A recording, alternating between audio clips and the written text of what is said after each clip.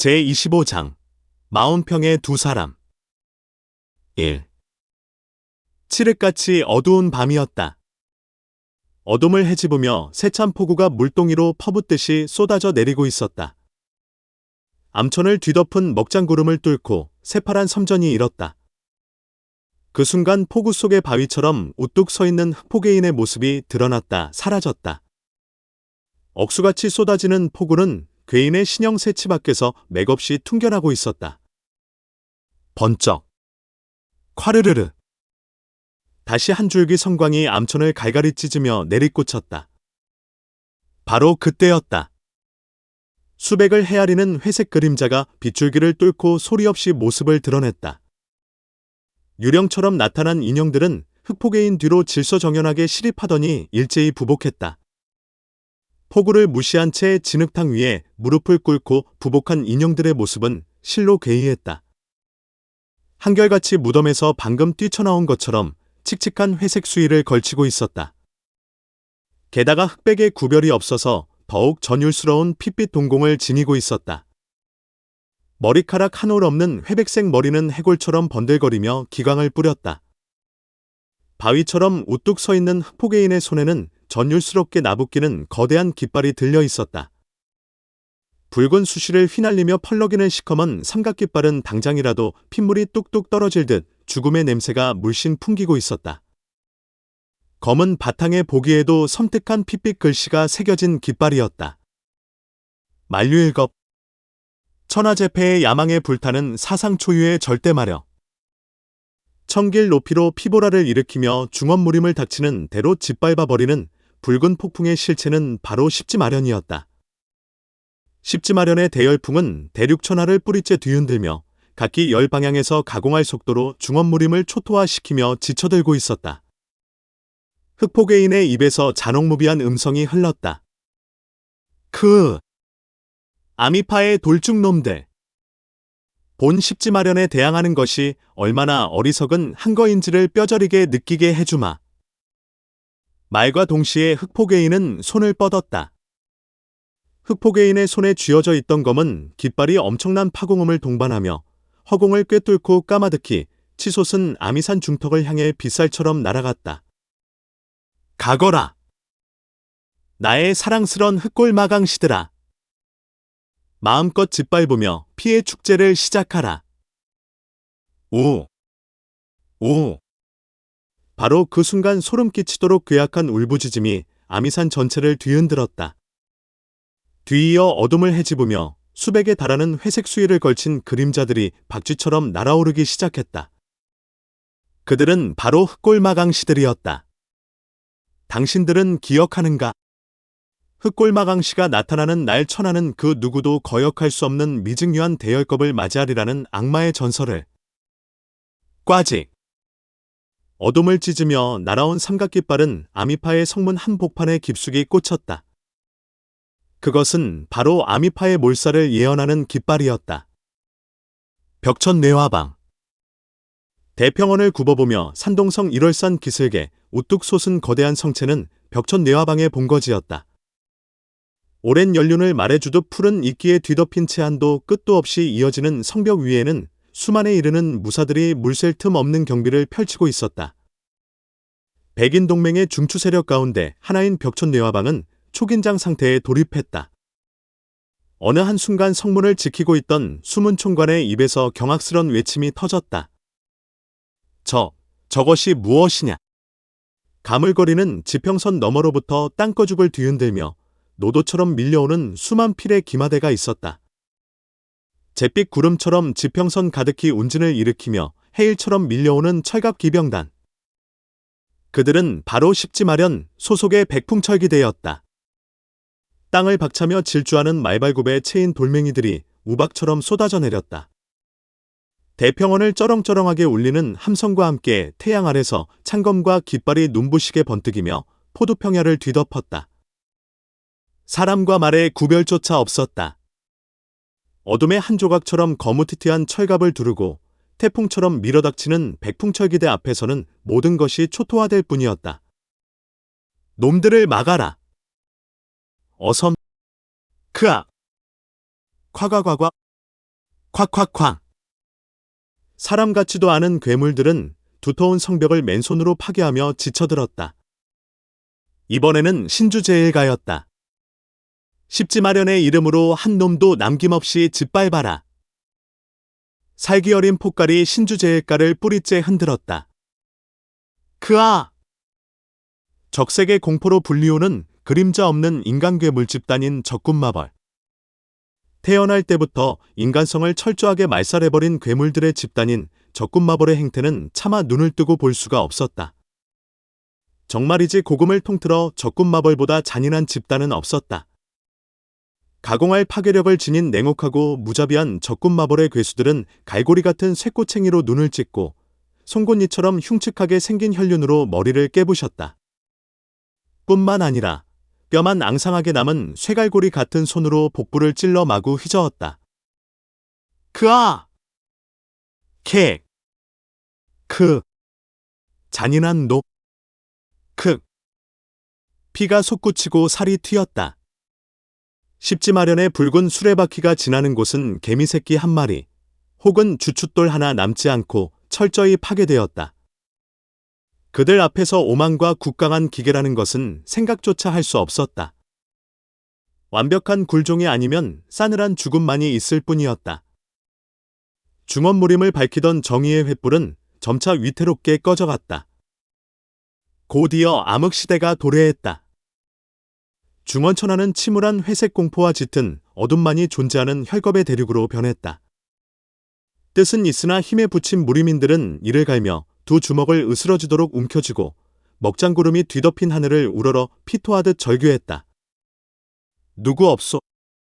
이 공포와 굴욕만이 존재하는 암흑시대를 구원해줄 진정한 영웅이 없단 말이요. 하지만 그들의 처절한 희망과 소원은 이루어질 수 있는 성질의 것이 아니었다. 그들의 피 맺힌 강구가 강하면 강할수록 십지마련의 혈륜은 더욱 세차게 중토를 유린하며 굴러갔다. 매일같이 누군가를 기다리는 설레이는 마음으로 살아가는 여인. 여인의 하루 일과는 한결같았다. 오늘은 꼭 그분이 오실 거야. 아침에 눈을 뜨는 즉시 여인은 제일 먼저 그런 생각을 했다. 그녀는 서둘러 치장을 하고는 님이 오는 길목으로 나갔다. 그리고는 밤이 깊어질 때까지 홀로 서 있다가 쓸쓸히 돌아섰다. 때로 그녀는 베개 기대에 얼굴을 파묻고 오지 않는 사람을 원망도 해보았다. 그러나 못내 그 사람을 미워할 수 없는 자신을 깨닫고는 피식 웃었다. 그러던 어느 날이었다. 느닷없이 그녀가 기다리던 님이 찾아왔다. 정말로 꿈 같은 기적이었다. 정말로 그분께서 돌아오신 거야. 여인의 가슴은 스스로 억제할 수 없을 정도로 세차게 설레었다. 경국공주 주혜련. 그녀가 그토록 애타게 기다리던 철엽상이 마침내 온 것이었다. 왜 이제 왔냐고 따져도 보고 그 사람의 품에 안겨지난 얘기 속삭이며 애틋한 사랑도 나누고 싶었다. 하지만 그것은 주혜련의 바램일 뿐이었다. 철엽상은 무심한 시선으로 그녀를 바라볼 뿐이었다. 주혜련의 처소였다. 철엽상과 그녀는 은은히 단향이 풍기는 자단목으로 만든 팔선탁자를 사이에 두고 오매차를 마시고 있었다. 청아는 엷은 휘장이 드리워진 주혜련의 침상에 누워 고이 잠들어 있었다. 주혜련은 그윽한 눈길로 철엽상을 주시했다. 그녀의 아름다운 입술이 열렸다. 대가, 청아는 제가 성심껏 보살피고 있을 테니까 염려하지 마세요. 철엽상은 말을 이었다. 불쑥 찾아와 청아를 떠맡겨서 미안하오. 평생을 걸어도 다 못 가볼 정도로 드넓은 세상이건만. 하늘 아래 내 부탁을 들어줄 사람은 그대뿐이구려. 주혜련의 길다란 속눈썹이 파르르 떨렸다. 무정하신 분. 인사치레라도 좋고 마음에 없는 말이라 해도 좋아요. 아주 가끔씩은 소녀가 보고 싶었노라고. 제가 그리워서 왔노라고 말해주실 수는 없나요? 그녀는 하고 싶은 말이 너무 많았다. 그렇기 때문에 그 말들을 자신의 가슴속 깊이 묻어둘 수밖에 없었다. 주혜련은 나직이 입을 열었다. 밤이 깊었으니 그만 침소에 드시지요. 철엽상의 무심한 음성이 이어졌다. 내일 아침 청아가 깨어나면 떠나기가 어려울 것 같소. 청아는 쾌활한 아이니까 그대와도 쉽게 친숙해질 것이오. 나는 지금 떠나겠소. 지금 떠나신다고? 주혜련의 모든 움직임이 일시에 정지되었다. 전혀 예상치 못했던 말은 아니었다. 그러나 떠난다는 말이 이렇게 빨리 나올 줄은 미처 예상하지 못했다. 돌조각처럼 굳어버린 채 망연자실 넋을 놓고 있는 그녀의 귓전으로 철엽상의 목소리가 스며들었다. 할 일이 있소. 또 찾아오리다. 그럼. 주혜련은 느릿하게 몸을 일으키는 철엽상을 보며 갑자기 입안이 바짝 타들어가는 것을 느꼈다. 꼭 이렇게 서둘러서 떠나셔야 하나요? 철엽상은 묵묵히 걸음을 떼어 놓았다. 나직한 발자국 소리것만 그녀의 귀에는 마치 천둥 소리처럼 크게 들렸다. 나는 해야 할 말이 갑자기 생각나지 않았다. 분명 철엽상을 만나면 풀어놓기 위해 가슴속에 쌓아둔 말이 하늘의 별보다도 많았는데 이 순간 단 하나의 단어조차 떠오르지 않는 것이었다. 철엽상은 무심히 그녀의 곁을 스쳐 지났다. 주혜련의 서면한 교구가 또 한 차례 파르르 경련했다. 도대체 다른 사람들은 이런 때에 어떻게 한단 말인가? 옷자락을 붙잡고 가지 말라고 펑펑 눈물을 쏟아내야 하나? 아니면 황녀다운 기품을 한껏 피워올리며 웃음으로 그의 뒷모습을 마중해야 한단 말인가? 돌연, 주혜련은 화평 같은 입술을 피가 맺히도록 꼭 깨물었다.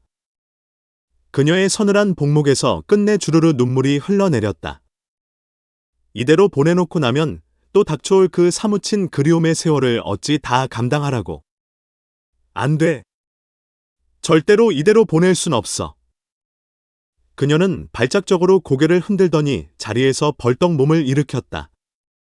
사랑하고 있잖아. 그것이면 충분하잖아.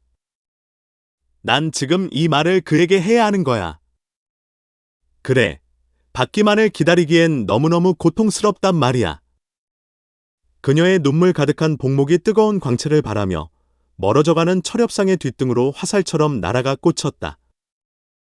더는 망설이지 않았다. 주혜련은 그 뒷모습을 향해 미친 듯이 달려갔다. 정인이여.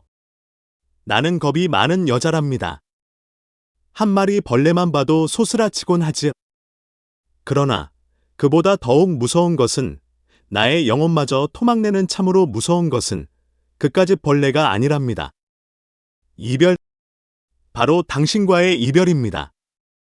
그것은 참을 수 없는 두려움이고 견딜 수 없는 고통이랍니다. 정인이여. 내 사랑하는 니미시여. 나 이제 그 품에 뛰어들 겁니다. 그리곤 울어버릴 테요. 아예 한 점 불꽃으로 타버릴 테. 그럼 웃을 수 있을 것 같아요. 그 웃음 뒤에 올 앞. 그것은 그 다음에 생각할래요. 철엽상은 갑자기 희디인 팔이 그의 목을 휘감는 것을 보았다. 그는 조용히 걸음을 멈추었다. 가지 마세요. 아니, 조금만 있다가 가세요. 그의 귓전으로 사랑하는 여인의 음성이 흘러들었다. 철엽상은 천천히 돌아섰다. 너무나 눈부셨다. 흘러내리는 눈물이 그렇고 볼을 스치는 여인의 머리카락이 그랬다. 철엽상은 손을 뻗어 그녀의 턱을 조심스럽게 치켜들었다. 주혜련은 눈물을 방울방울 쏟아내며 슬프디 슬픈 눈빛으로 그의 시선을 마주 보았다. 누가 먼저랄 것도 없었다. 두 사람의 입술이 천천히 하나로 포개졌다. 달짝지근한 여인의 숨결이 늘 차갑게만 느껴졌던 사내의 체온이 그 순간 뜨거운 회오리를 일으키며 서로의 영혼과 영혼 속으로 번져갔다. 입맞춤은 뜨거웠다. 그리고 격렬했다. 주혜련은 그 순간 천지신명께 감사의 기도를 드렸다. 됐어. 이젠 된 거야. 알고 보니 사랑은 이렇게 얻는 것이었어. 이렇게 간단한 줄도 모르고 나는 바보처럼 혼자 가슴만 조여왔던 거야. 됐어. 이젠 보낼 수 있어. 내 사랑하는 님의 가슴도 마냥 차가운 것만은 아니라는 사실을 알았으니까. 주혜련. 그녀는 이 순간 공주도 황녀도 아니었다. 단지 한 남성의 사랑을 얻기 위해 미친 듯이 몸부림치는 한 마리의 아름다운 짐승일 뿐이었다. 그날 밤이었다. 주혜련은 난생 처음 온갖 이상한 소리를 다 들었다. 자신의 치맛자락이 벗겨져 나가는 소리가 그토록 크게 들린 건 맹세코 처음이었다. 그뿐인가. 생각지도 않았던 절정의 신음소리가 자신의 입술 밖으로 쏟아져 나온 것을 알았을 땐 정말이지 쥐구멍이라도 들어가고 싶은 심정이었다. 하지만 그것은 감추어야 할 부끄러움이나 수치심이 아니었다. 그것은 바로 사랑이라는 이름의 꽃이 아름다운 꽃망울을 터뜨리는 경이로운 소리였다. 어느 순간엔가 귓전에 스며든 사내의 나직한 속삭임을 들었을 때 그녀는 그 순간 죽어도 좋다고 생각했다. 온몸의 솜털이 소스라치게 놀라 일어나는 것을 느끼며 그녀는 있는 힘을 다해 사내의 뒷등을 끌어안았다. 기다려 주겠소? 맹세할게요. 언제까지?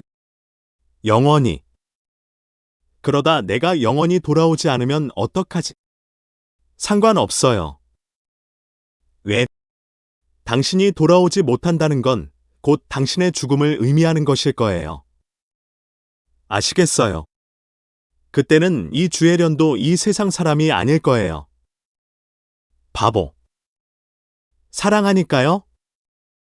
멍청한 계집. 미친 듯이 사랑하니까요? 사랑한다. 3. 동정호 남쪽 막부산 혈무봉. 사철 으스스한 귀무 속에 가려져 있는 혈무봉 정상에는 말라 비틀어진 고사목 몇 그루만 드문드문 서 있을 뿐이었다. 그런 혈무봉 서쪽에는 괴이하게도 사방 수십 리에 달하는 허허벌판이 존재했다. 바로 40평이었다. 어둑어둑 땅거미가 밀려오는 석양 무렵이었다. 서산 너머로 쓰러지는 핏빛 노을과 더불어 40평을 감싸고 도는 안개는 보기에도 섬뜩한 혈무로 변해가기 시작했다. 그 40평 중앙에 두 인형이 서로를 마주보며 서 있었다. 검은 죽립을 코 끝까지 눌러쓰고 싸늘한 냉광을 뿌리는 검을 가슴 앞에 수직으로 세워 천주부동의 자세를 취한 사나이. 그는 바로 백산왕원 철엽상이었다. 철엽상의 십장 앞에는 십전무신 적섬이 서 있었다. 절대무쌍한 기질을 지닌 두 사나이는 침중한 태도로 마주서서 호흡을 가다듬고 있었다. 대단한 고수다. 철엽상은 내심 감탄했다.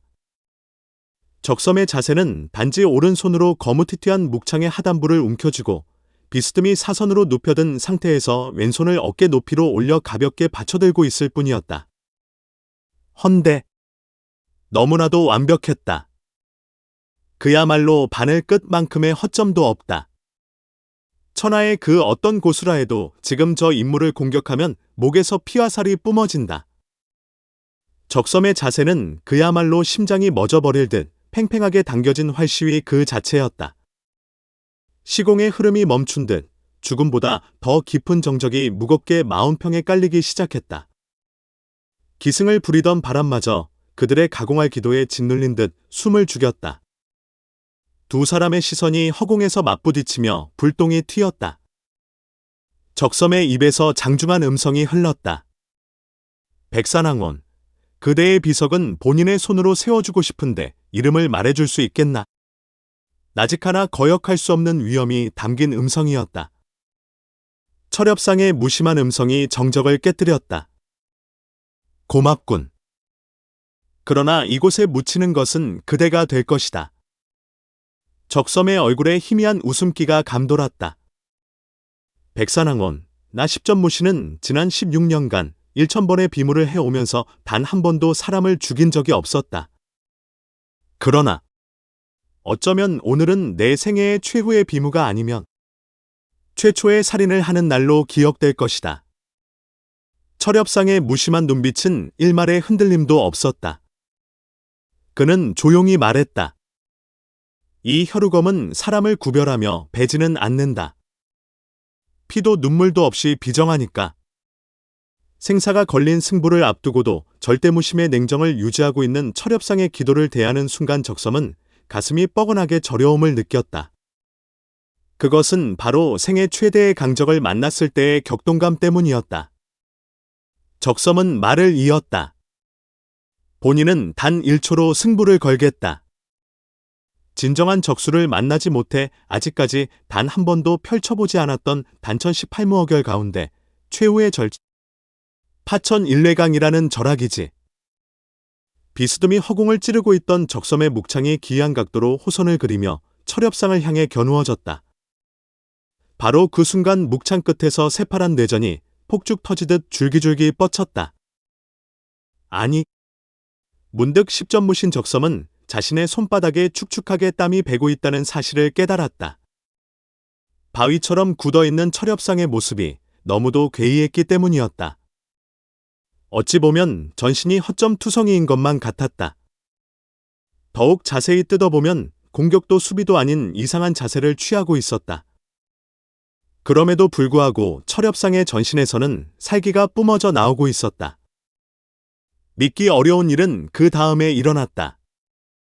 시간이 지날수록 철엽상의 모습이 눈덩이처럼 불어나더니 태산처럼 거대하게 보이는 것이 아닌가. 그러다가 다시 안개 속으로 사라지듯 철엽상의 모습은 점차 희미해지며 종래에는 어슴푸레한 윤곽조차도 구별할 수 없었다. 철엽상의 모습은 완전히 사라졌다. 대신 눈부신 검광을 햇무리처럼 폭사해내는 삼척장검이 허공에 둥실 떠 있을 뿐이었다. 그리고 눈이 있었다. 어둠 속에서 번뜩이는 독사의 눈빛처럼 섬뜩한 냉광을 폭사해내는 두 개의 검은 눈동자가 창백한 검신 양쪽에서 예리하게 빛나며 적섬을 주시하고 있었다. 적섬의 표정이 침중하게 굳어졌다. 저것은 사술이 아니다. 전설에서만 볼 수 있는 검의 극치. 비기어 검광이 절정의 경지에 달했을 때만 나타나는 신검무국합일의 단계인 것이다. 적섬의 혈관을 돌던 피들이 긴장의 도를 높였다. 지금 자신이 대하고 있는 백산항우는 몇 달 전에 주루에서 천하우대살수를 처치할 때 처음 보았던 그 백산항운이 아니었다. 백산항우는 이미 적섬이 상상할 수 없을 정도로 변모해 있었다. 최선을 다하지 않으면 당하는 것은 내가 될 것이다. 십전무신 적섬의 눈썹이 가볍게 모아졌다. 탓! 일성의 기압성을 토해내며 적섬의 신형이 까마득한 허공으로 솟구쳐 올랐다. 철엽상은 바위처럼 굳은 채 미동도 없었다. 아득한 허공에서 천지를 뒤흔드는 웅위한 폭갈이 터졌다. 파, 천, 일, 뇌, 강, 夸夸夸夸夸, 번쩍. 폭갈의 여운이 사라지는 순간 태양이 폭발하는 것 같은 엄청난 광유와 함께 어마어마한 강력이 폭풍처럼 무서운 기세로 일었다. 뒤이어 40평 주변의 하늘을 수백만 개의 묵창 그림자가 뒤덮었다. 때를 같이하여 적섬의 신형이 빗살보다 빠르게 내리꽂혔다. 찰나지간 철엽상의 등줄기로 굵은 땀방울이 주르륵 흘러내렸다. 태산처럼 짓눌러 오는 강력만으로도 온몸의 살점이 갈갈이 찢겨나갈 지경이었다.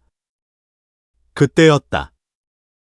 눈 한 번 깜빡이는 시간을 100으로 쪼갠 것보다 더 짧은 순간의 무수한 창형 속에서 느닷없이 가공스런 18줄기의 붉은 내전이 장렬했다. 드디어 단 한 번도 적수를 만나지 못했던 십전무신 적섬의 최후절악인 단천 18무어결의 최후 초식인 파천일례강 펼쳐진 것이었다. 콱콱콱. 18섬의 붉은 번개는 가공스런 빗줄기를 그리며 철엽상의 전신을 뚫어왔다. 그때였다.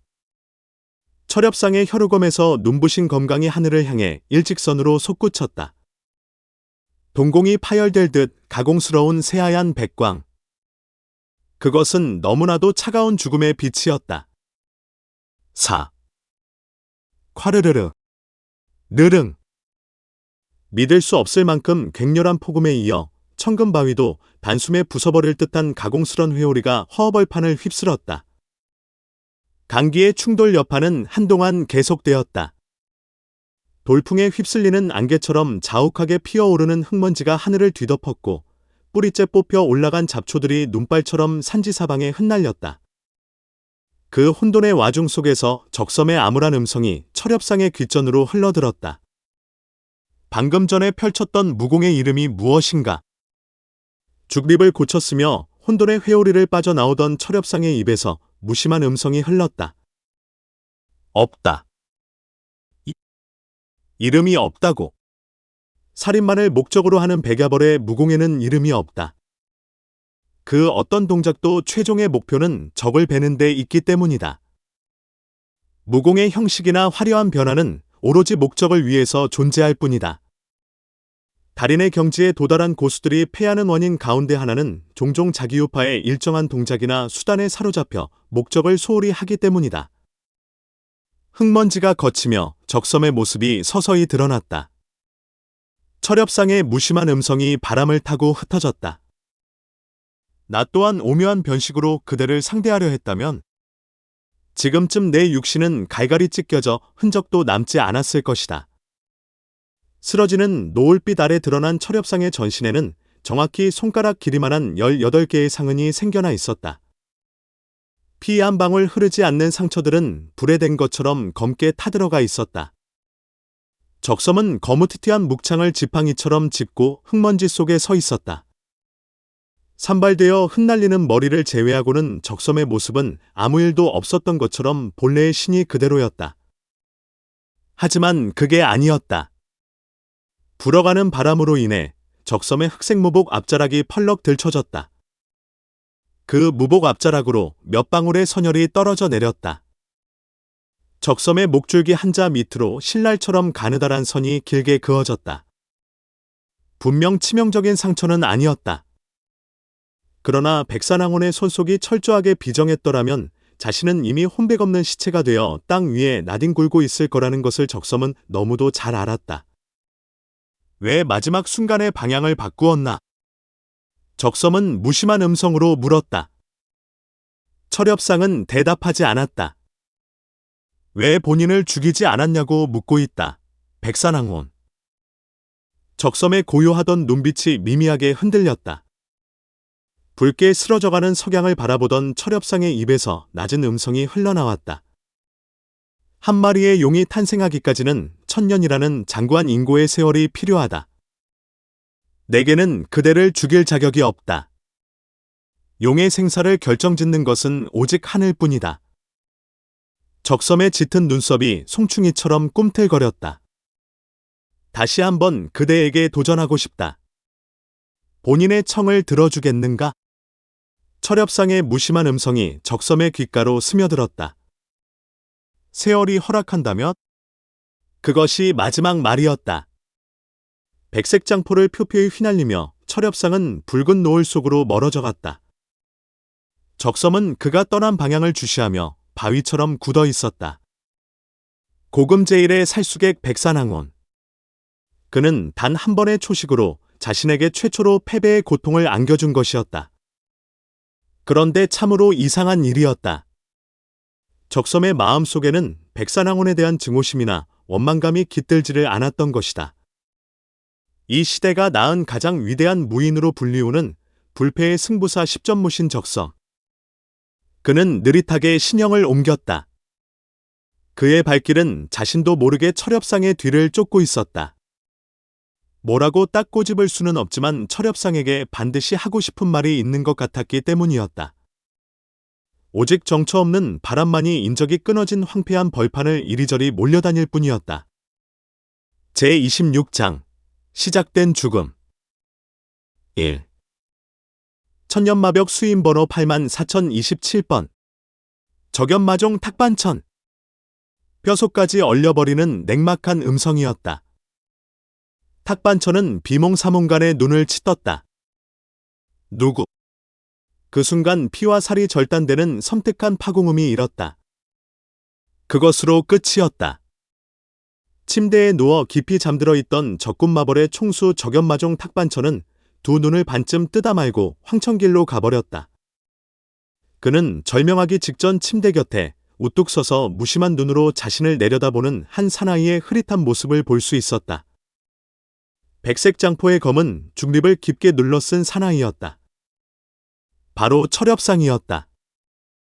철엽상은 혈우검에 묻은 피를 닦아 검집에 꽂으며 품 안에서 손바닥만한 작은 책자 하나를 꺼내어 펼쳤다.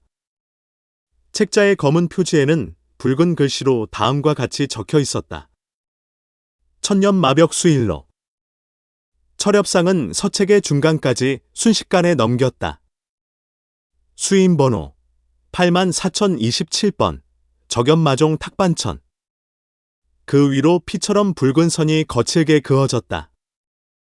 철엽상은 무표정한 얼굴로 책자를 훑어본 후 다시 품속에 갈무리했다. 이로써 49인 가운데 23인이 제거됐다. 그의 입에서 무심한 음성이 흘러나왔다. 철엽상이 갈무리한 작은 책자. 그것은 천하대부인의 수하들 즉 집비통령부의 인물들이 중원대천보에 엄밀하게 보관되고 있는 천년마벽의 수일록을 복사해온 것이었다. 철엽상은 신형을 돌렸다.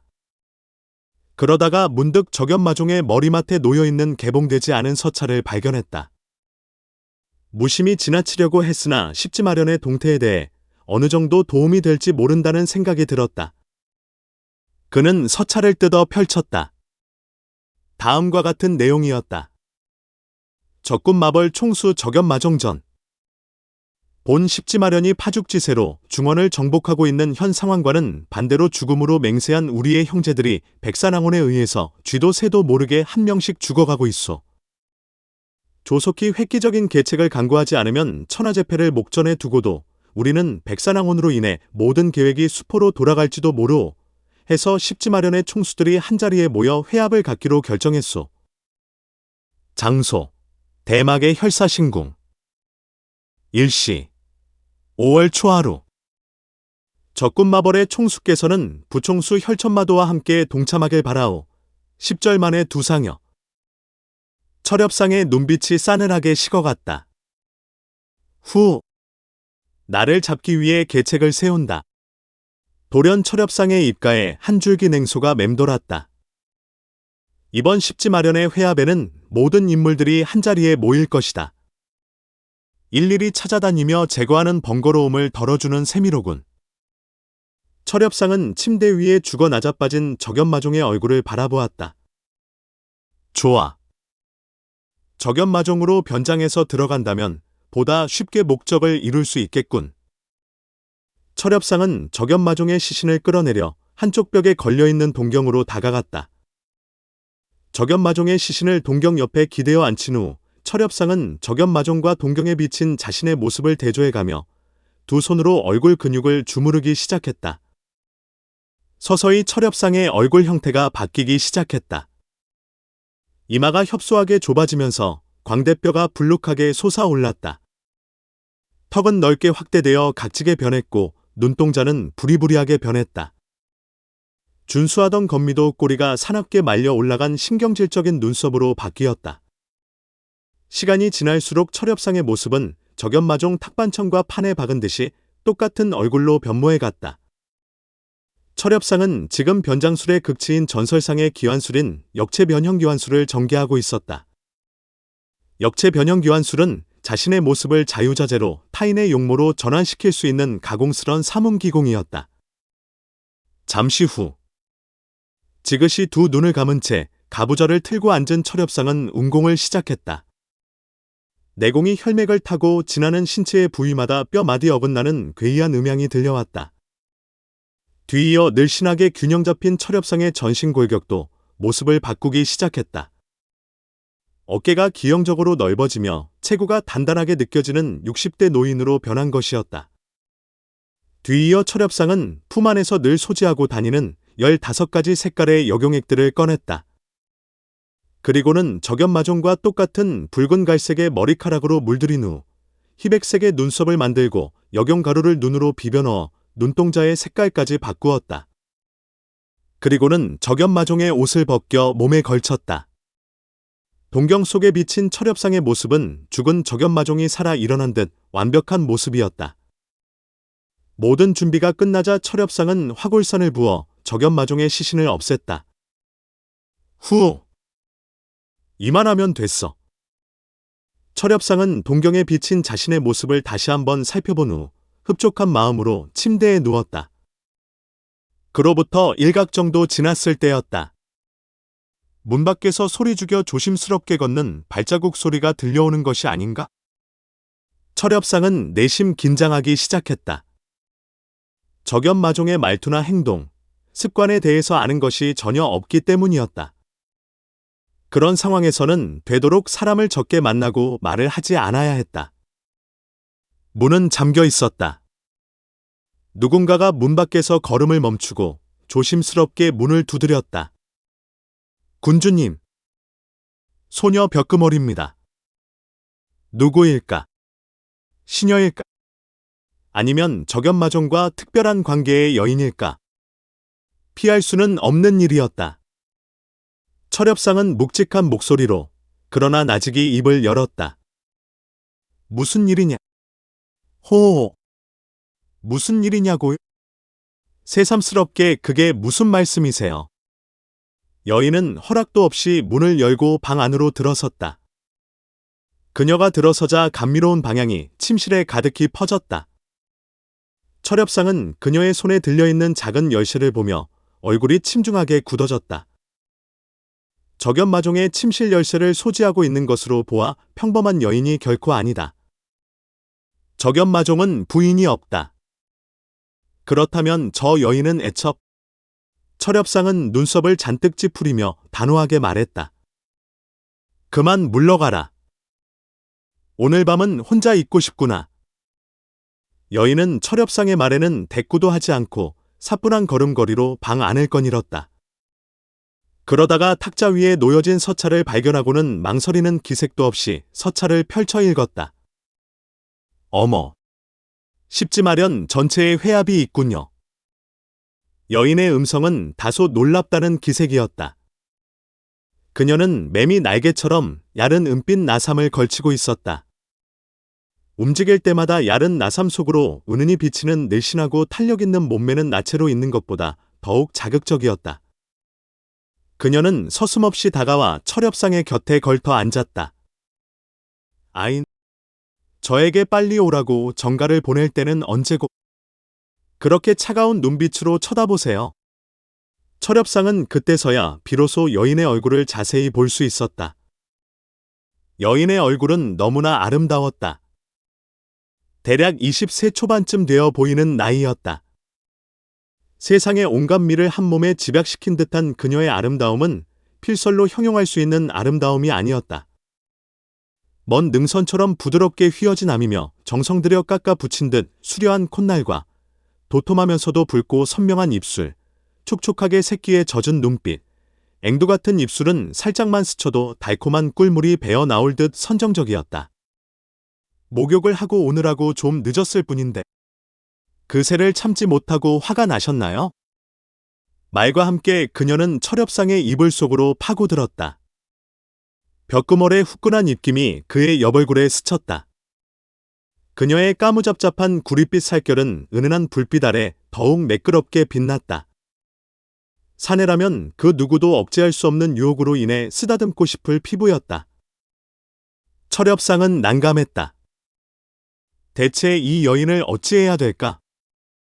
그러는 사이에 여인의 나긋나긋한 팔이 철엽상의 목을 휘감아왔다. 정말 알 수 없는 일이군요. 평소에는 소녀가 옷을 벗기도 전에 이불 속으로 끌어당기던 분이 하다못해 밥을 먹다 말고도 소녀의 몸을 탐하던 분께서 오늘은 마치 전혀 다른 사람 같군요. 다른 사람 같다고. 이 여인의 말대로라면 적연마종은 지독한 색광이었던 것이 분명하다. 철엽상은 더 이상 망설일 수 없었다. 이 여인에게 이상하게 보인다면 다른 사람에게도 이상하게 보일 것은 뻔한 노릇이었다. 아인, 어서요. 벽구멀은 재촉하며 철엽상의 가슴을 파고들었다. 그녀의 탄력 있는 앞가슴이 철엽상의 상체를 압박해 들었다. 이 여인을 통해서 가능성을 시험해 봐야겠군. 그렇게 마음을 굳힌 철엽상은 힘주어 그녀를 끌어안았다. 철엽상의 옷은 그녀의 나긋나긋한 손길에 의해서 완전히 벗겨졌다.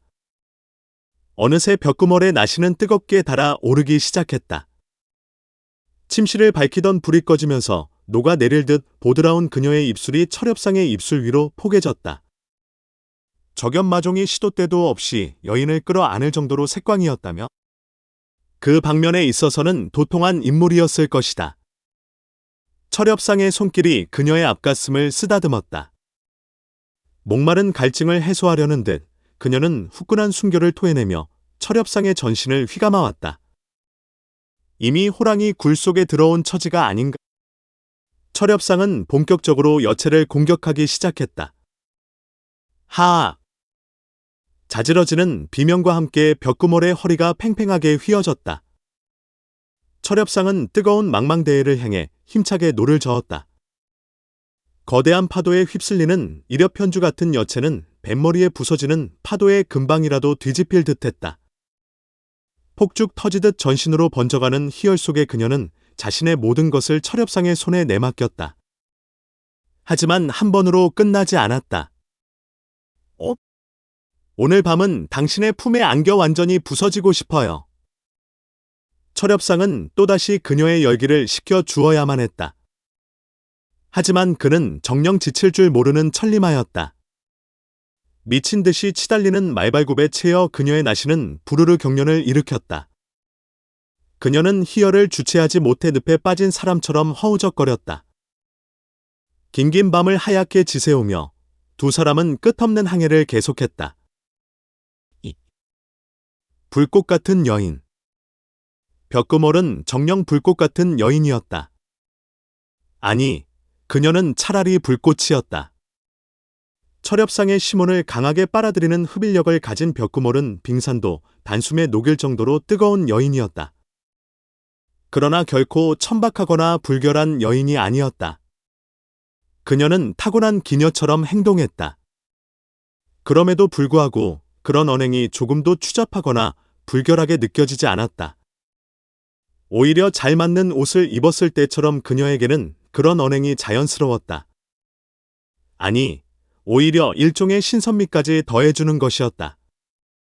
이것이야말로 천부적으로 타고나지 않으면 흉내도 낼 수 없는 그녀의 기묘한 마력이었다. 그녀는 새벽녘이 되어서야 나른한 피로감을 느끼며 철엽상의 곁에 누웠다. 그리고는 흑진주 같은 눈망울을 곱게 흘기며 철엽상의 옆구리를 살짝 꼬집었다. 당신은 정말 황홀한 남자예요. 이럴 때 적연마종은 뭐라고 대꾸했을까? 철엽상은 그런 생각을 떠올리며 어색하게 웃었다. 그때였다. 거슴츠레하던 벽구멀의 눈빛이 돌연 매섭게 빛났다. 당신은 누구죠? 철엽상은 대답을 못했다. 방금 전까지만 해도 이 여인은 나를 의심하는 기색이 전혀 없었다. 헌데 갑자기 이런 질문을 던지는 이유가 무엇일까? 철엽상은 그녀의 눈을 응시했다. 벽구멀은 의미심장한 웃음을 띄우며 말했다.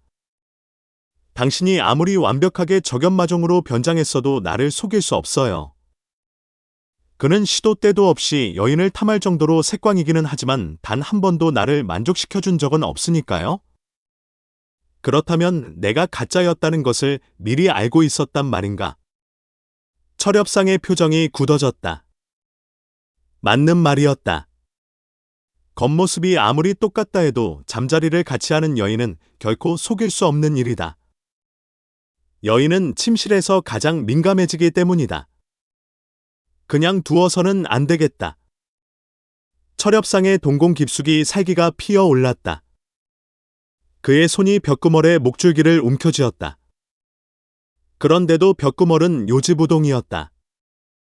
그녀는 자신의 목줄기를 조여오는 철엽상의 손길도 아랑곳 없이 부드럽게 웃고 있을 뿐이었다. 문득 그녀가 입을 열었다. 당신은 나를 절대로 죽일 수 없어요. 자만하고 있군. 그렇지 않아요. 당신이 완벽하게 적연마종으로 변신하기 위해서는 누군가 그에 대해서 잘 아는 사람의 도움이 필요하기 때문이에요. 철엽상은 그녀의 두 눈을 뚫어지게 주시했다. 그 말뜻은 그대가 나를 도와주겠다는 뜻인가? 그래요. 알 수 없군. 나를 도와주고 그대가 얻는 게 무엇이지? 이유는 묻지 마세요. 당신이 마음에 들어서 도와준다고만 생각하시면 돼요. 처연하게 느껴지는 음성과 함께 그녀의 흑진주 같은 눈망울이 암울하게 식어갔다. 벽금월. 그녀는 쉽게 이해할 수 없는 여인이었다. 전신에서 은은히 흐르는 기품으로 보건대 절대로 적연마종의 애첩 노릇이나 할 여인이 아니었다. 혹시 백인동맹에서 십지 마련에 심어놓은 밀정이 아닐까? 철엽상은 그런 생각도 해보았다. 하지만 추측에 불과했다. 철엽상이 아무리 꼬치꼬치 캐물어도 벽금월은 입을 꼭 다문 채 끝내 아무 말도 하지 않았다. 이유야 어찌 되었든 철엽상은 호랑이 굴 속에서 의외의 조력자 하나를 얻은 셈이었다. 벽금월은 말했다. 이제 혈사신궁에서의 회합이 보름밖에 남지 않았어요. 거기까지 가려면 최소한 5일이 소요되니까. 실질적으로 남은 기간은 열흘 뿐이에요. 그 안에 누가 봐도 의심을 사지 않도록 적연마종의 모든 행동과 습관을 철저하게 익혀 두어야만 해요. 벽금월은 철엽상보다 더 진지한 표정이었다. 제일 먼저 기억해야 할 것은 적연마종의 성격이에요. 그는 불같이 급한 성격의 소유자예요. 모든 것을 생각나는 대로 즉흥적으로 처리하죠. 수하들이 티끌만한 잘못을 해도 가차없이 죽여버리는 잔혹한 인물이기도 하고요. 철엽상은 그녀의 말 한마디 한마디를 놓치지 않고 심간에 새겼다. 다음에 적연마종은 당신처럼 그렇게 걷지 않아요. 배를 약간 내밀고 발끝은 약간씩 바깥으로 벌어지는 팔자형으로 걸어요. 신체의 중심이 밑으로 쏠려 있어 묵직하면서도 안정된 걸음걸이죠. 벽금월의 세밀한 설명을 들으며 철엽상은 하루가 다르게 완벽한 적연마종으로 변모해갔다. 그러면서도 철엽상은 내심 벽금월이라는 여인의 총명함에 감탄하지 않을 수 없었다. 보면 볼수록 친숙하게 느껴지는 여인이었다. 열흘이 지나는 동안 벽금월은 철엽상의 곁을 그림자처럼 따라다녔다. 마침내 4월 25일 날 아침이 되었다. 철엽상은 적연마종의 처소에서 벽금월과 함께 아침 식사를 마쳤다. 그로부터 일각 후였다.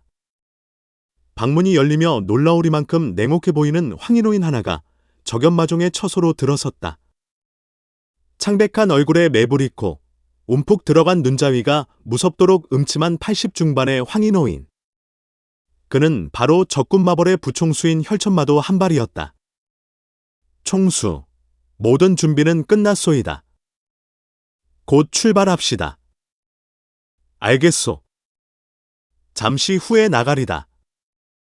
철엽상은 묵직한 소리로 대답했다. 그들은 비록 명목상 총수와 부총수였으나 십지 마련에서의 위치는 동등했던 것이다. 그럼 가볼까? 느릿하게 신형을 일으키는 철엽상의 가슴 속에서 불꽃 같은 살기가 이글거렸다. 후. 49인의 죄수들, 한 놈도 남김없이 죽여주마. 3. 등경리 사막. 이곳은 중원인들에게 영원히 버림받은 불모지대였다. 이글거리는 태양 아래, 풀 한 포기, 잡목 한 그루 생존할 수 없는 광활한 사막은 사방 어디를 둘러봐도 푸석푸석한 모래 언덕뿐이었다.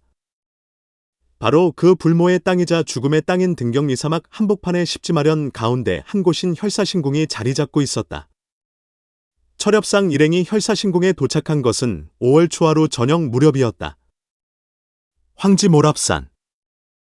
등경리 사막 한복판에 위치한 전체가 뾰족한 바위들로 이루어진 석산의 깊은 계곡 속의 표면이 유리처럼 반질반질한 거대한 방구형의 백색 바위가 있었다. 하지만 그것은 단순한 바위가 아니었다. 바로 그 거대한 방구형의 바위가 황지모랍산의 지하에 위치하는 혈사신궁으로 들어가는 유일무이한 입구였다. 이곳을 통하지 않고는 혈사신궁으로 들어갈 수도 없을 뿐만 아니라 나올 수도 없었다. 모래사막의 지하가 무어볼 일이 있겠느냐고 지레짐작하는 사람들은 혈사신궁 안으로 들어서는 순간 놀란 입을 다물지 못한다. 거대한 지하세계 속에도 외부 세계와 똑같은 밝기와 기후 조건을 갖추고 있었기 때문이었다. 푸르게 우거진 나무숲하며 사시사철 마르지 않는 시냇물, 이글거리는 또 하나의 태양 아래 줄지어 늘어선 고르고가. 모든 것이 지상세계와 하등 다를 것이 없었다. 대막신전. 혈사신궁의 중심부에 위치한 대막신전은 황금보다 비싸다는 휘금옥석으로 쌓아올린 건물이었다. 파사국 특산의 붉은 융단이 바닥에 빈틈없이 깔려있는 대막신전의 위용은 필설로 형용할 수가 없을 정도였다. 대전 중앙의 거대한 원탁에 십지마련의 총수들이 무거운 신색으로 둘러앉아 있었다. 철엽상과 부총수 혈천마도를 포함해 도합 19인이었다. 제일 먼저 입을 연 것은 혈사신궁의 궁주 대막신왕이었다.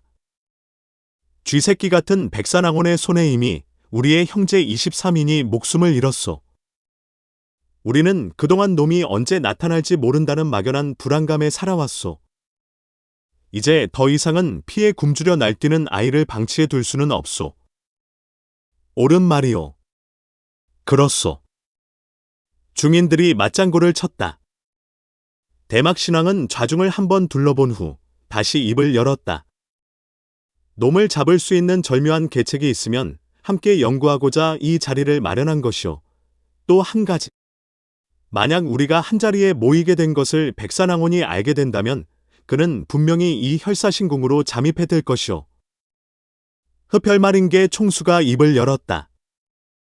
그렇다면 궁주께서는 어떤 묘책이라도 있소이까? 그렇소. 이 혈사신궁은 여러분도 들어오면서 느끼셨겠지만 단 한 곳 출구를 통하지 않고는 빠져나갈 방법이 없소. 그렇다면 백산왕혼이 일단 이곳으로 잠입해 들어온다면 그는 독 안에 든 쥐나 마찬가지란 말이외다. 철엽상은 내심 조소를 금치 못했다. 독 안에 든 쥐라고. 그러다가 문득 철엽상은 적연마종의 성격이 불같이 급하다는 것을 상기해냈다. 기왕에 연기를 하려면 철도철미하게 하는 것이 좋을 듯 싶었다. 쾅! 적연마종의 행세를 하고 있던 철엽상은 주먹으로 탁자를 내리치며 자리에서 벌떡 일어섰다. 그따위 구태의연한 방법으로 놈을 어떻게 잡는단 말이오. 여기서 탁상공론을 펼칠 것이 아니라 지금 당장 십지마련의 전 수하들을 풀어서 중원전역을 이잡듯이 뒤진다면 보다 효과적인 성과를 거두게 될 것이오. 백풍철기대의 총수가 적연마종을 바라보며 진중하게 입을 열었다. 적연마종의 불같은 성격은 여전하구려. 자, 앉읍시다. 흥분한다고 될 일이 아니니까. 그리고 이미 수차에 걸쳐서 중원전역을 샅샅이 뒤졌지만 아무런 성과도 없었기에 이렇게 한자리에 모인 것이 아니요. 그래도 그렇지.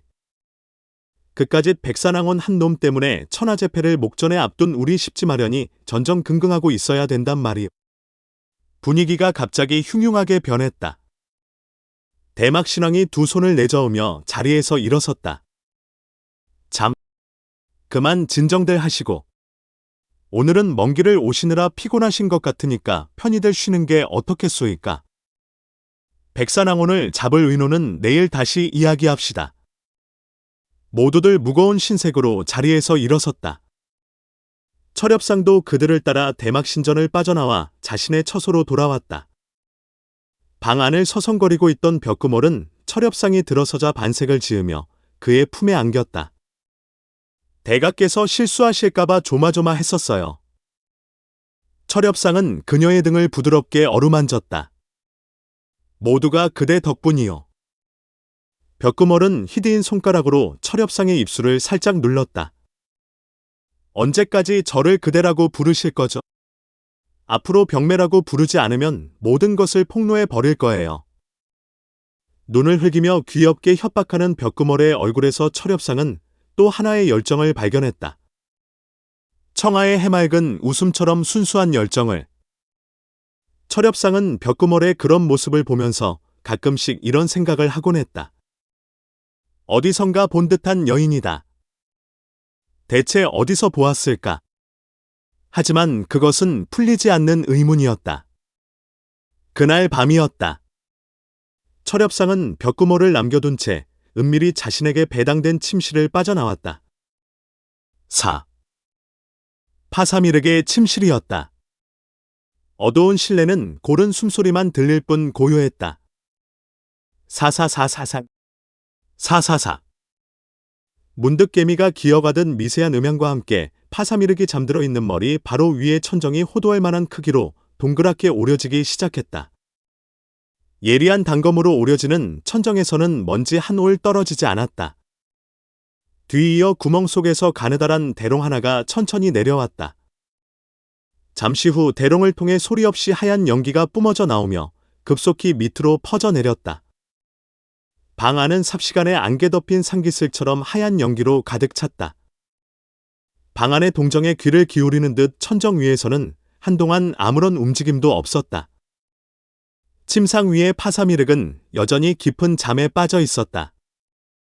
절정의 고수들은 잠을 잘 때도 청각은 평상시와 똑같은 기능을 발휘했다.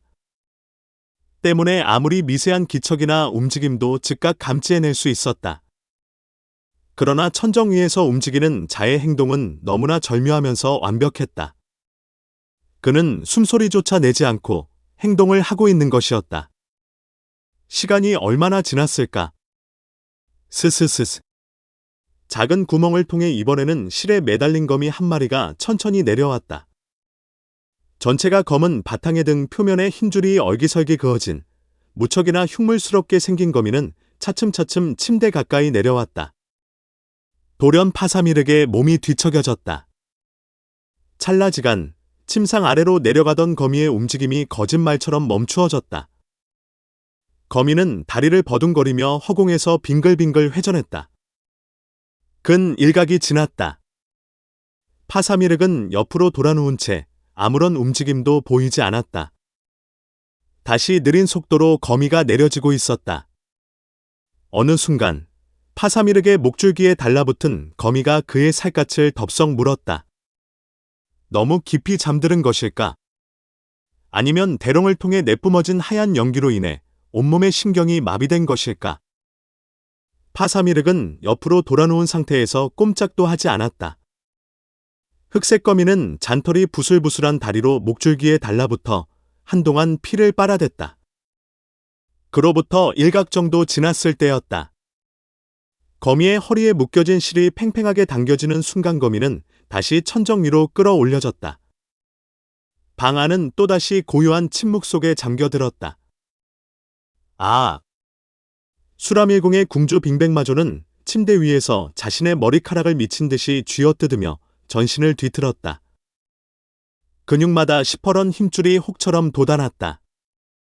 고통으로 인해 악귀처럼 일그러진 그의 얼굴은 점점 흑빛으로 새까맣게 죽어가고 있었다. 아! 제발, 제발 나를 죽여줘. 어서 이 고통을 멈추게 해달란 말이야. 앙담은 입술 사이로 폐부를 쥐어짜는 듯 처절한 외침이 끊임없이 토해냈다. 하지만 손을 쓰는 사람은 아무도 없었다. 가공할 기도를 내뿜는 16인이 침상 곁에서 굳은 표정으로 몸부림치는 그의 모습을 지켜볼 뿐이었다. 문득 대막신앙의 입에서 잔혹무비한 음성이 흘렀다. 하룻밤 사이에 3명이 당했다. 백산왕혼이 벌써 본 혈사신궁의 내부로 잠입해 들었단 말인가?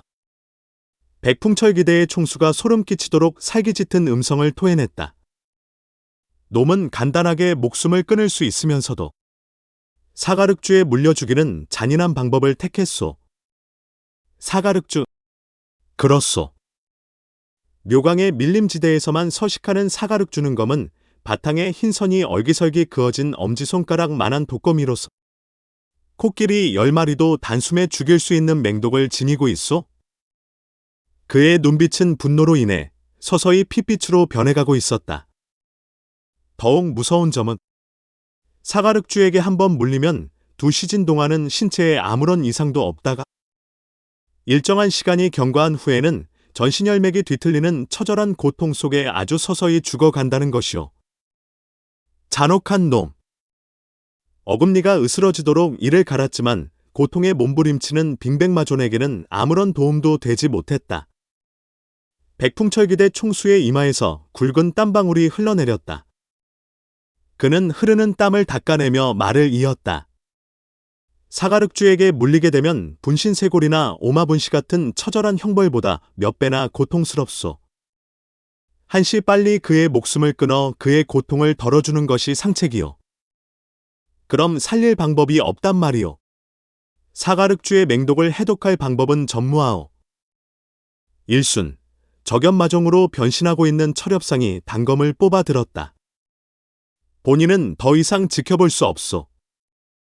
아무도 할 수 없다면 내가 그의 고통을 덜어주겠소. 대막신왕이 철엽상의 팔을 붙잡았다. 그는 씹어뱉듯이 말했다. 그대로 놔두시오. 본자는 빙백마존의 죽음을 끝까지 지켜보며 백산왕혼을 가장 잔인하게 죽일 방법을 생각해내겠소. 섬뜩할 정도로 소름 끼치는 눈빛이었다. 철엽상은 할 수 없다는 듯 천천히 뒤로 물러섰다. 하지만 바로 그 순간 철엽상의 가슴 속에는 복수의 불꽃이 화라산처럼 거세게 타오르고 있었다. 과거 내 놈들은 신화가의 젖먹이 어린아이까지 무자비하게 죽였다. 저 정도의 고통은 너무나 편한 죽음이지. 크아! 빙백마존은 두 눈을 부릅뜬 채 자신의 손톱으로 전신의 살점을 미친 듯이 쥐어 뜯었다. 살점이 떨어져 나가며 새하얗던 침상볼은 삽시간에 유혈이 낭자하게 흘렀다. 빙백마존은 이미 제정신이 아니었다. 그 모습을 지켜보는 16인의 눈에는 가공할 살기가 섬전처럼 폭사되고 있었다. 돌연 빙백마존의 신형이 침대를 박차고 퉁기듯이 벌떡 일어섰다. 쾅! 누가 어찌해 볼 사이도 없었다. 즉사였다. 빙백마존은 스스로 벽에 머리를 들이받는 것으로 고통스러운 생을 마감해버린 것이었다. 피떡이 된 빙백마존의 주검을 내려다 보던 대믹신앙은 무섭도록 냉막한 살소를 피워 올렸다. 백산왕혼, 내 놈이 일단 본 혈사신궁에 들어온 이상 본자는 맹세코 내 놈을 상상할 수도 없이 처참하게 죽여줄 것이다. 그 시각 이후 혈사신궁에서 외부로 통하는 출구는 철저하게 폐쇄됐다. 그리고 살아남은 십지마련의 총수급 16인은 대막신전에 16개의 잠자리를 마련하고 함께 기거하기 시작했다. 제27장 슬픈 진실 1. 목숨을 부지한 자가 가장 고통스러워할 때가 언제일까? 대부분의 사람들은 이렇게 얘기할 것이다. 바로 죽는 순간이라고. 하지만 그것은 틀린 말이다. 고통이 극도에 다다르는 순간은 언제 죽을지 모른다는 불안감이 최고조에 오른 바로 그 순간일 것이다. 죽음이란 체념 하나로 쉽게 받아들일 수 있다. 그러나 언제 죽을지 모른다는 그 불안감은 체념한다고 해서 사라지는 것이 결코 아니다. 누군가가 분명 자신의 목숨을 노리고 있는데도 불구하고 언제 죽을지 모른다는 불안감은 피를 말리다 못해 살아있는 사람을 극도의 공포 속으로 몰아넣는 것이다. 지난 3일 동안 또다시 7인의 동료가 백산왕혼의 검은 손에 의해 시체로 변했다. 원탁을 둘러앉은 9인의 눈자위는 오랜 병고에 시달린 병자처럼 움푹 꺼져 있었다. 피와 살을 말리며 시시각각으로 조여드는 죽음의 공포로 인해 십지마련 총수들의 윤기 흐르던 피부는 황무지처럼 거칠어져 있었다. 백산왕혼. 그놈은 형체도 없는 괴물이란 말이냐. 혈사신궁 내부를 아무리 샅샅이 뒤져도 놈의 흔적조차 발견할 수 없소. 우리가 여기 모여있는 것은 날 죽여줍쇼 하며 기다리는 것과 무엇이 다르단 말이오. 난 내일 날이 밝는 즉시 이곳을 떠나겠소. 얼굴이 헬스하게 빠진 그들의 신경은 칼날 위에 선 머리카락처럼 극도로 날카롭고 예민해졌다. 혈사신궁주 대막신왕이 침중하게 입을 열었다. 한 2, 3일만 더 기다려 봅시다. 본성의 군사 10절 만해가 백산왕혼을 잡을 수 있다고 호언장담하고 출발했다는 정갈이 왔으니까 그가 도착하면 좀 더 현명한 계책을 강구해 봅시다. 백풍철기대 총수가 허연 수염을 쓸어내리며 비웃듯이 말을 이었다. 십절만해의 두뇌가 뛰어나다고 해도 소용없는 일이요. 우리가 이미 모든 방법을 다 동원하고도 실패했는데 그가 무슨 수로 백산항원을 찾아낸단 말이오. 대막신앙은 무겁게 고개를 가로저었다. 총수의 말도 일리는 있소이다. 하지만 그렇다고 해서 속수무책으로 있는다는 것은 더욱 어리석은 일일 뿐이요. 물에 빠진 사람 지푸라기라도 잡는다고 하지 않았소. 어쨌든 한번 기다려 봅시다. 만일 이번 기회에 놈을 잡지 못하면 우리는 중원재패는 커녕 평생 언제 닥칠지 모르는 죽음의 공포에 떨며 아무것도 할 수가 없게 되오이다. 한동안 무거운 침묵이 흘렀다. 그 침묵을 깬 것은 적연마종으로 변신한 철엽상이었다. 좋소이다. 어차피 별다른 방도가 없으니 십절만해가 오기를 기다리기로 합시다. 그는 자리에서 일어나며 말을 이었다. 그동안 본자는 잠시 목욕이라도 해야겠소이다. 그러자 백풍철기대 총수도 뒤따라 일어섰다. 본자도 정원에 나가 바람이라도 쐬야겠소이다. 3일 내내 이 무덤 속 같은 실내에 틀어박혀 있자니까 너무 답답하구려. 아무도 그를 만류하지 않았다. 자신들도 모두 똑같은 심정이기 때문이었다. 그로부터 이가 쿠였다. 대전의 출입문이 다급하게 열리며 한 인형이 달려와 대막신왕의 발 아래 부복했다. 궁주님, 큰일 났습니다. 무슨 일이기에 이토록 호들갑이냐? 백풍철기대의 총수께서 연못가 숲속에서 시체로 발견됐습니다. 또 백산항원에게 당했단 말이냐? 그렇습니다. 그런데 한 가지 괴이한 사실이 있습니다. 연못 주변에는 신정경호대 1200명이 철통 같은 경비를 서고 있었습니다. 그들 모두가 백풍철기대 총수 이외에는 아무도 보지 못했다는 사실입니다. 밥버러지 같은 놈들. 대막신왕을 비롯한 7인은 자리를 박차고 뛰쳐나갔다. 백풍철기대 총수의 시신을 둘러싸고 삥 둘러서 있는 7인의 표정은 허탈했다. 이제는 더 이상 분노할 기력조차 남아있지 않았던 것이다. 바로 그때였다. 백풍철기대의 시신을 살피던 흡혈마린계 총수의 눈빛이 예리하게 빛났다. 이상하군.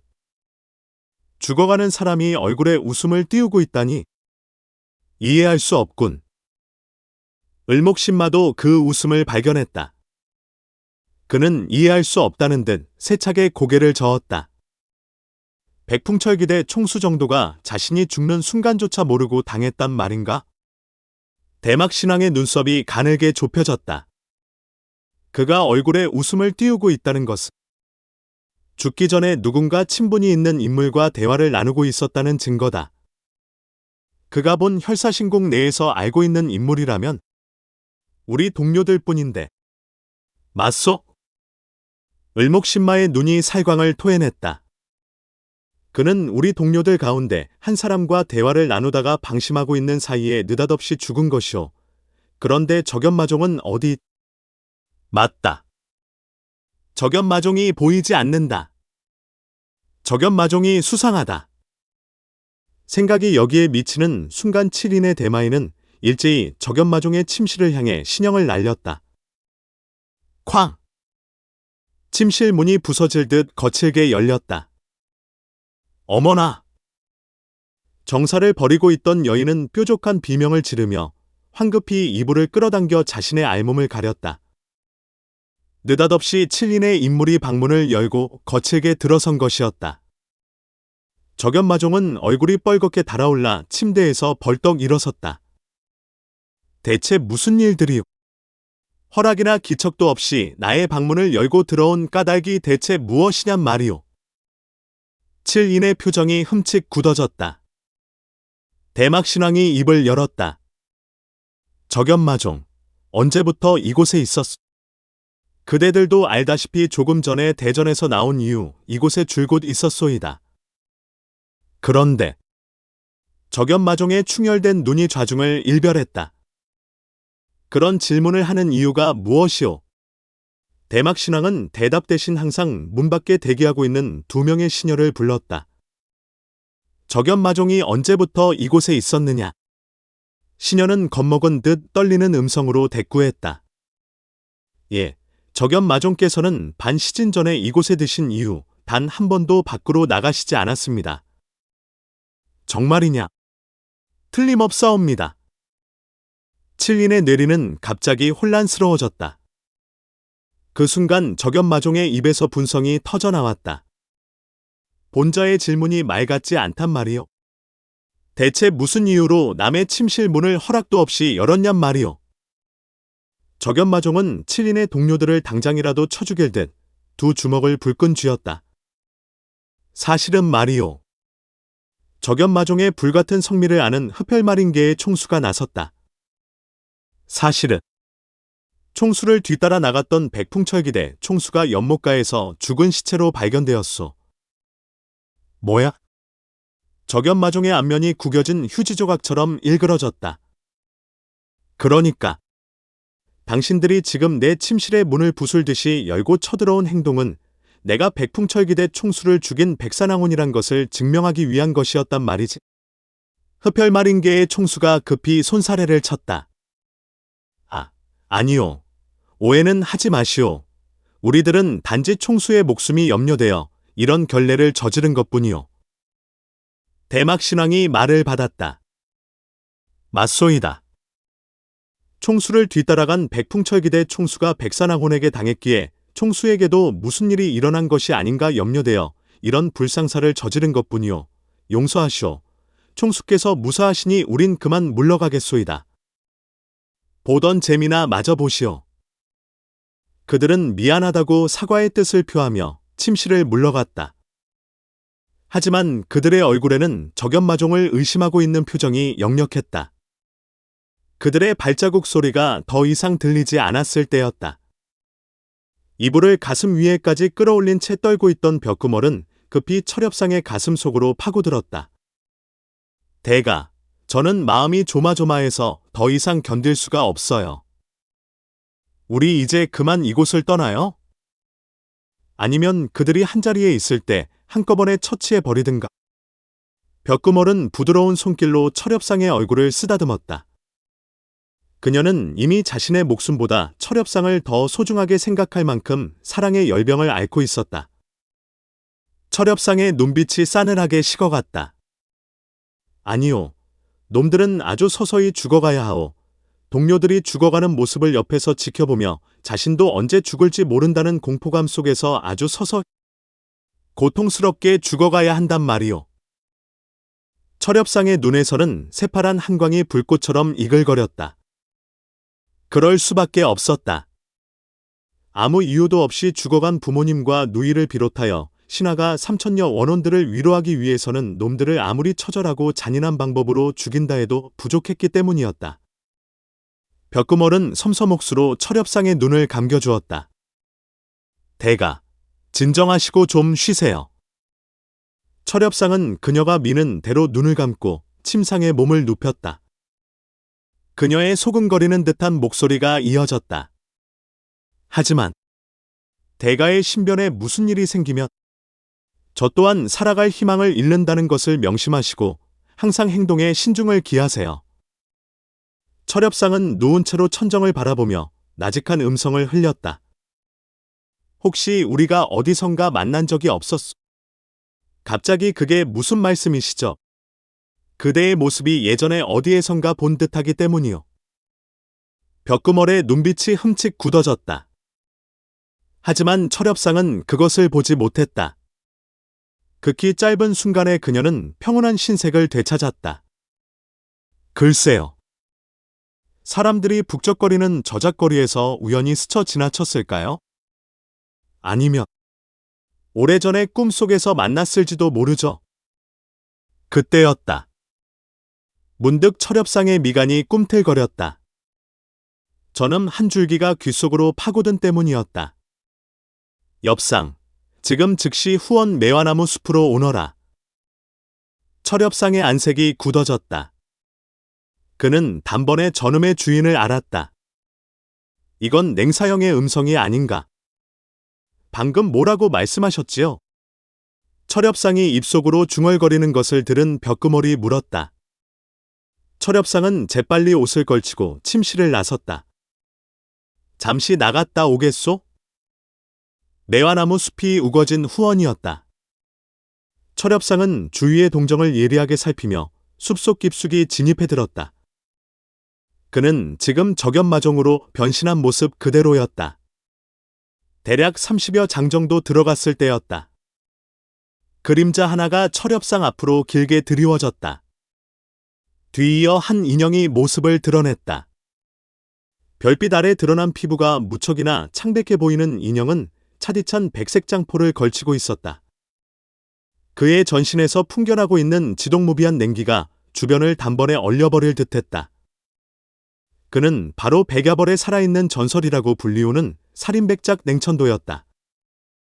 오랜만이구나, 엽상. 냉천도가 먼저 입을 열었다. 철엽상의 얼굴에 반색이 스쳤다. 1년 만에 다시 뵙는군요. 헌데, 냉사형께서 어찌 여기까지? 문득 철엽상은 말꼬리를 흐렸다. 혹시? 철엽상은 가슴 속에서 솟구치는 불안감을 떨쳐버릴 수가 없었다. 백야벌의 동문들이 자신을 찾아오는 이유는 단 한 가지, 배반자인 자신을 제거하기 위해서였다. 어떻게 이곳까지 추적해 왔느냐고 물을 필요도 없었다. 철엽상의 혈맥 속에 만리추호냥이 흐르고 있는 한글은 영원히 백야벌의 추적을 벗어날 수 없었다. 철엽상을 주시하고 있던 살인백작 냉천도의 입에서 무심한 음성이 흘러나왔다. 나를 경계할 필요는 없다. 너에게 한 가지 사실을 알려주러 온 것뿐이니까. 대종께서 너를 찾기 위해 3일 전에 백림노태야 18분과 함께 백야벌을 떠나셨다. 지금쯤이면 이 등경리 사막 어디엔가 도착하고 계실 것이다. 절대로 한 장소에서 한 시즌 이상을 머무르지 마라. 백야대존의 눈에 발각되는 즉시 너는 죽을 것이다. 철엽상은 냉천도의 얼굴을 직시하며 입을 열었다. 대종께서 지금 이 사실을 알면 사형께서도 무사할 수 없을 텐데. 염려 마라. 아무도 모르게 찾아왔으니까. 엽상, 몸조심하거라. 나는 이만 돌아가겠다. 얼음 조각을 씹어뱉는 듯 차가운 음성이었다. 하지만 그 속에는 철엽상을 진심으로 걱정해주는 애정이 담겨 있었다. 고맙습니다, 사형. 철엽상은 신형을 돌려 멀어져가는 냉천도의 뒷모습을 보며 나직이 중얼거렸다. 한시 빨리 이곳의 일을 마무리 짓고 떠나야겠군. 철엽상은 쾌속하게 신형을 뽑아 올려 자신의 침소로 돌아갔다. 그가 떠나고 난 직후였다. 철엽상이 서 있던 자리에 2명의 인물이 유령처럼 내려섰다. 저놈이 바로 백산항훈이여. 묵직한 음성으로 질문을 던지는 인물은 칠순가량의 백발노인이었다. 노인의 날카로운 눈매에서는 청광이 폭사되며 음사하게 빛났다. 종이장처럼 얄팍한 입술에는 괴이한 미소가 맴돌고 있었다.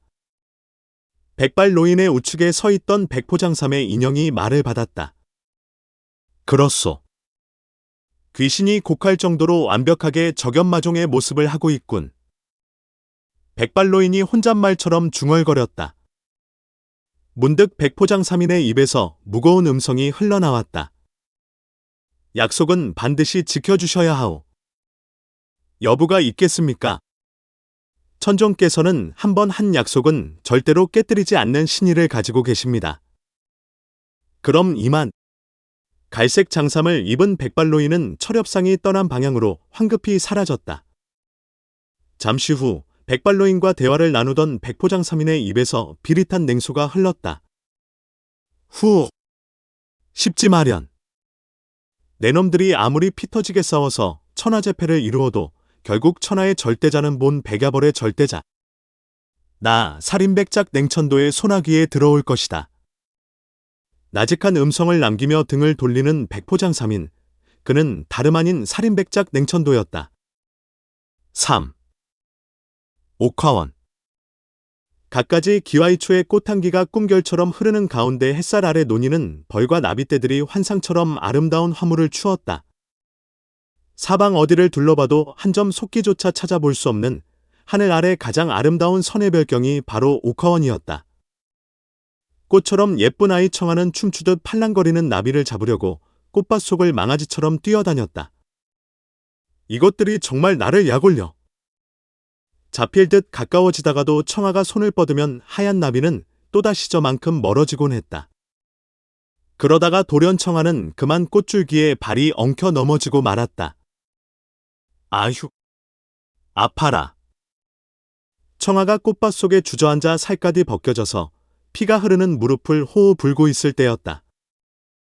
등 뒤에서 속삭이는 듯 나직한 음성이 들려왔다. 청아야, 움직이지 마. 왜? 내 머리 위에 나비가 앉았거든. 정말. 에이, 추상 아줌마가 또 나를 놀리려고 그러는 거지. 정말이라니까? 청아는 반신반의하면서도 행여나비가 날아갈까봐 엉거주춤한 상태에서 꼼짝도 하지 않았다. 예뻥. 무슨 색인데? 노랑나비야. 내 머리 댕기 끝에 앉아있단다. 요놈 봐라. 겁도 없이 청아의 머리 위에 앉다니. 청아는 조심조심 손을 들어 올려 어림짐작으로 나비를 잡아갔다. 그 순간 말랑하는 감촉이 손끝에 스쳤다. 아차! 날아갔네. 고개를 들어보니 예쁜 노랑나비 한 마리가 청아를 유혹하듯 유유히 날아가고 있었다. 두 명의 중년 미부가 청아의 곁에 다가와 섰다. 옥궁사비 가운데 하련과 추상이었다. 하련이 청아의 손을 잡아 끌었다. 청아야, 그만 놀고 들어가자꾸나. 이제 글 공부할 시간이잖니. 싫어. 나 오늘은 글 공부 안 할래. 너 그러면 아저씨 돌아왔을 때 전부 잃는다. 매일 장난만 치고 공부도 안 한다고 말이야. 알았어. 가면 되잖아. 청아는 투덜거렸다. 매일마다 공자왈 맹자왈. 가르치기 지겹지도 않나 뭐. 청아는 하련의 손에 매달려 마지못해 일어섰다. 언제나 그랬다. 아무리 고집을 부리다가도 아저씨 이야기만 꺼내면 청아는 온순한 아이로 변했다. 어린 마음에도 철엽상을 실망시키지 않으려고 무척이나 애를 쓰는 것이 분명했다. 있잖아, 나 전에부터 한 가지 물어보고 싶은 게 있었는데. 뭔데? 추상이 물었다. 우리 아저씨 무공이 얼마나 세지? 무리민들이 아저씨 모습만 봐도 바들바들 떤단다. 추상의 대답에 청아는 잠시 생각을 하는 듯하더니 다시 물었다. 그럼 음풍수라보다 더. 음풍수라 정도는 아저씨가 입김만 불어도 10리 밖으로 날아갈걸. 우와. 그렇게나 고강해. 청아의 얼굴에는 감탄과 존경, 흠모, 그런 복잡한 감정이 함께 어우러졌다. 청아는 두 눈을 동그랗게 치뜨고 다시 물었다. 아저씨 무호가 뭔데? 쯧쯧. 청아는 아직 모르고 있었니? 아저씨의 무호는 백산항온이란다. 하련은 무심코 대답했다. 그 순간 청아의 얼굴이 헬쓱하게 질리며 그 자리에 우뚝 멈추었다.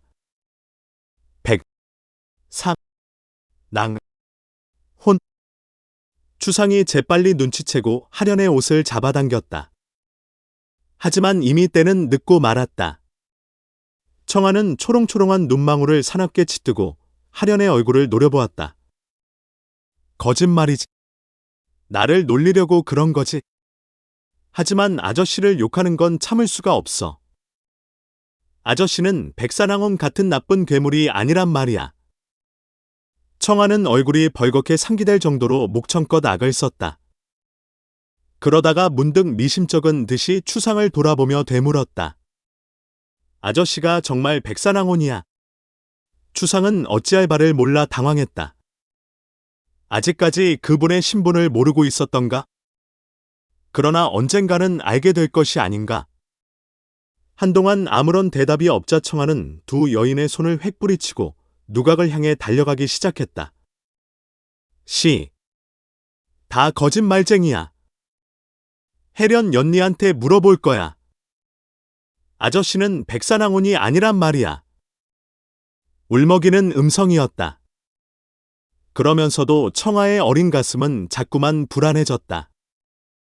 곰곰이 생각해보자니 언젠가 소문으로 들었던 백산왕혼의 모습과 아저씨의 의복이 너무도 흡사하지 않은 의복뿐만이 아니었다. 백색 장포와 검은 중립, 그리고 핏빛 혈우검까지 똑같은 것 같았다. 하지만 청아는 세차게 고개를 저었다. 세상에 똑같은 옷을 입고 다니는 사람이 한두 명인가 뭐. 말은 그렇게 했지만 주혜련의 침실이 가까워질수록 청아의 가슴은 더욱 세차게 두근거렸다. 아담하고 정갈하게 꾸며진 다실. 주혜련은 도관 노인과 마주 앉아 기묘한 이야기를 나누고 있었다. 노인은 도관 마편수 공문비였다. 공주마마. 황제 폐하의 직명으로 낙양왕은 삭탈관직되어 평민으로 전락하고 낙양태군은 보름 전에 사천성으로 10년 귀양살이를 떠났습니다. 주혜련의 안색은 침울했다. 자신으로 인해 누군가가 고통을 받는다는 사실은 분명 가슴 아픈 일이었다. 그녀는 고개를 숙이며 낮은 음성으로 말했다. 그만하세요. 저는 이미 오래전에 잊어버린 일이니까요. 도관마편수는 간청하듯 주혜련을 올려다보며 입을 열었다. 마마, 폐하께서는 소카에게 공주마마를 하루빨리 자금성으로 모셔오라는 분부를 내리셨습니다. 언젠가는 궁으로 돌아가야겠지만 지금은 안 돼요. 주혜련은 눈길을 돌렸다. 우수에 젖은 그녀의 눈길이 창밖으로 향했다. 바로 그때였다. 문이 거칠게 열리며 청아가 침통한 표정으로 뛰어들었다. 아저씨가 정말 백산왕혼이야. 청아는 들어서기가 무섭게 주혜련에게 그런 질문을 던졌다. 도관 마편수 공문비는 청아의 머리를 자애스럽게 쓰다듬었다. 내가 청아라는 아이로구나. 이 손절이 치워요. 빨리 말해봐. 아저씨가 백산왕혼이야. 청아는 막무가내였다. 주혜련은 갑작스런 청아의 태도에 난감한 표정을 지었다. 누가 그런 쓸데없는 말을 했지? 그녀는 조심스럽게 물었다. 다 알고 왔으니까 솔직하게 대답하란 말이야. 도관 마편수 공문비는 주혜련을 응시하며 무겁게 입을 열었다. 어차피 알게 될 일이라면 그 사람이 오기 전에 말해주는 것이 좋지 않을까요? 주혜련은 청아를 주시하며 어떻게 할까 고심했다. 그 순간 공문비가 청아를 향해 나직하게 말했다. 내 말이 맞다. 그 아저씨가 바로 백산왕혼이란다. 청아는 고사리 같은 두 손을 꽉 움켜쥐고 가녀린 신형을 부들부들 떨었다. 그녀는 주혜련을 보며 애원하듯 말했다. 거짓말이지. 아니지. 아저씨가 무서운 백산왕혼이 아니지. 그렇지. 대답해봐. 왜 말을 못하는 거야? 청아는 주혜련의 망설이는 표정에서 그 대답을 읽었다. 청아는 돌연 두 사람을 번갈아 노려보며 소리를 질렀다. 아냐? 아저씨는 백산왕혼이 아니란 말이야.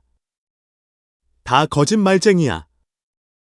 하련도, 추상도, 할아버지도, 그리고 공주 언니도 모두 다 새빨간 거짓말쟁이란 말이야.